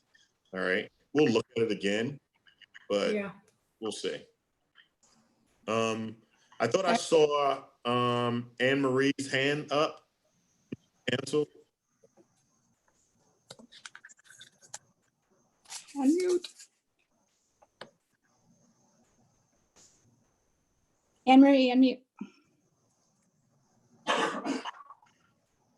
The connection's breaking up. I'm sure if you answered a question like this already, but I was wondering with the I need a Chromebooks as well as some of the, are there enough at this point for every child to take one home? Because it's difficult for people, other one student to share one. So, Anne Marie, you went in and out, but I think the crux of your question was, will we have enough Chromebooks for every student to have one? We absolutely will. Last year, what we did at the K-5 level is that we assigned one Chromebook per family. Part of the reason why we're purchasing more Chromebooks is to give every student a Chromebook. So at some point this year, we will be able to assign, hopefully on day one, we will be able to assign every student K through 12 a Chromebook. Okay. Dr. Brice, Yep. I have one more email question. Okay. The question is about Well, what's that's good, 'cause I think we're almost out of time. time. Oh, 8:02. Okay. What's the earliest time that students will be able to be dropped off? I think we think that's 8:45, right? Would be the earliest, because I I think. would think so. Right? Yeah, I would think so. Obviously, there'll be, Cozy will be running, and we're working on getting all that information out. We're working with Amy Bratzos. And so if a parent needed that option, that is an option. I'm not saying it's the only option, but Cozy will be running at each of the schools. Absolutely. So just seeing, I don't see any more hands up. I'm going to ask Deb if she would like to make any final remarks. I just want to thank everyone for taking the time to come out and listen to some really great conversation. I think we have a really great plan. We have good protocol in place. We have a fabulous team, a building team. We have a district team. And our teachers are anxiously awaiting your students, whether it be with distance learning or whether it be in person. So I think we've got a good plan. I think we've got a great plan. I think it's going to work either way. It will work either way. And I would just like to take a moment and thank Deb, Principal Kearns, for all the hard work and leadership that she always exhibits, but certainly in the midst of what we're dealing with, she really has just been a real rock and very helpful in moving our process forward and keeping the Colt Andrews community very up to date on our next steps and what we're doing. Thank you very much for taking time. You know, it's the middle of August. You all had other things that you could do this evening, but you took time out to join us. We don't underestimate that. We really appreciate your support, and we will continue to keep you as informed as possible as it gets closer and closer to the governor making her decision, because that's really going to accelerate things. If you think you're getting a lot of information now, once the governor makes her decision, it locks us in, and then we're going to be able to to maybe not get back to normal, but it will start to feel a little bit more like normal. So thank you very much. And I hope that everyone has a good evening, and please stay safe. Thank you, everyone. Thank you.